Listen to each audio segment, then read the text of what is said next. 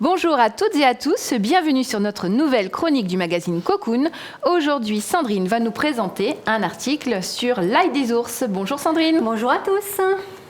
Alors effectivement, je vais vous parler de l'ail des ours. C'est un article de Coralie que vous retrouvez dans le magazine Cocoon. L'ail des ours, je vous ai amené de l'ail parce qu'en fait, ça fait partie de la même famille que l'ail qui est cultivé, que vous connaissez chaque jour à ce niveau-là. Mais l'ail des ours est retrouvé à l'état sauvage.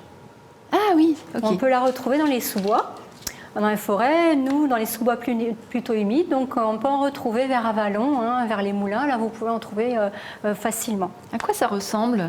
En fait ça ressemble, ça ressemble beaucoup aux feuilles de muguet. Ah. Donc il faut faire assez attention. Donc pour bien faire la dissection, vous frottez les feuilles. Et là, vous aurez l'odeur de l'ail qui va vous transporter, qui sera rien à voir avec cette feuille toxique du muguet. Donc faites bien ça si vous avez un doute. Après, vous verrez que les fleurs de l'ail des ours, ce sont des petites fleurs blanches aussi, mais avec plein de petits pétales un peu pointus, complètement différents que le muguet que vous connaissez bien. Donc là, c'est vraiment moyen de le reconnaître. Ok.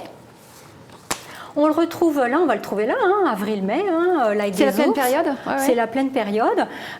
Vous pourrez ensuite l'utiliser à cette période de printemps puisque l'ail des ours sert à détoxiquer.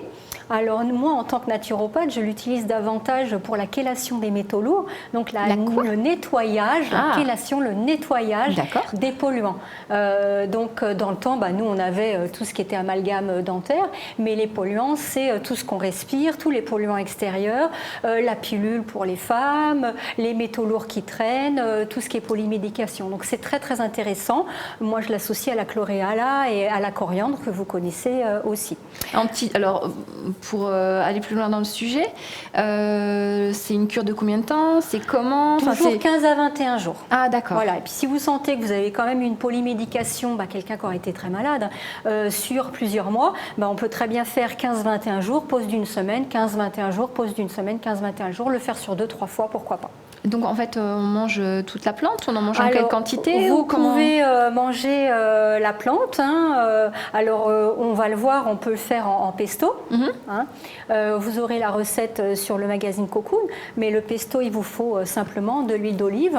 Quand on n'a pas de pignon de pain, on peut utiliser des graines de tournesol ou des pistaches. Oui, toutes sortes de graines en fait. Même des amandes. Moi, une fois, je l'ai fait aux amandes. Oui, j'ai déjà testé ça.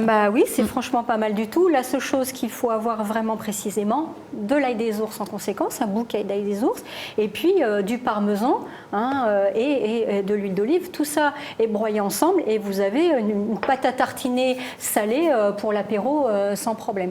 Vous retrouverez aussi la recette de Coralie avec le muffin à l'ail des ours et au fromage frais. De chèvre de préférence pour votre santé. Et là, vous avez quelque chose qui non seulement détoxifie, mais en plus qui est bon pour la santé parce que c'est un protecteur cardiovasculaire, c'est un dépolluant, c'est antibactérien, c'est antifongique. Donc au printemps, ce qui est pas mal, c'est de nettoyer parce que on peut parler de vers intestinaux, de toutes ces choses-là, de tous ces champignons qui peuvent être avec nous, ou les mauvaises bactéries au niveau de la flore intestinale, pourquoi pas. D'accord. Qu'on le consomme frais, séché, il y a toujours ces mêmes vertus? Alors c'est vrai que si jamais c'est chauffé trop fort, vous allez perdre une grosse partie des principes médicinaux. L'idéal, c'est quand même de le manger cru. Vous pouvez le couper en lamelles et le mettre dans vos pâtes, dans votre riz, ou, je vous le dis, garder en pesto dans l'huile. C'est un très bon conservateur. On peut le congeler, on peut le sécher. Là, celui-là, j'ai un déshydrateur, ça fonctionne. Ça fonctionne. N'oubliez pas, outre les feuilles, on peut manger les boutons. Les boutons, on peut les utiliser au même titre que les boutons qu'on peut retrouver, qu'on met dans la salade, les boutons de fleurs ou les fleurs, et ça fait vraiment un décor très très joli. Ah super, oui, très bonne idée. C'est très très sympa. Eh bien, écoutez, merci beaucoup Sandrine pour votre chronique. Merci.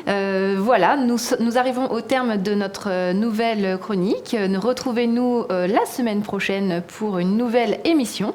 Je vous remercie et à très bientôt. À bientôt. Au revoir.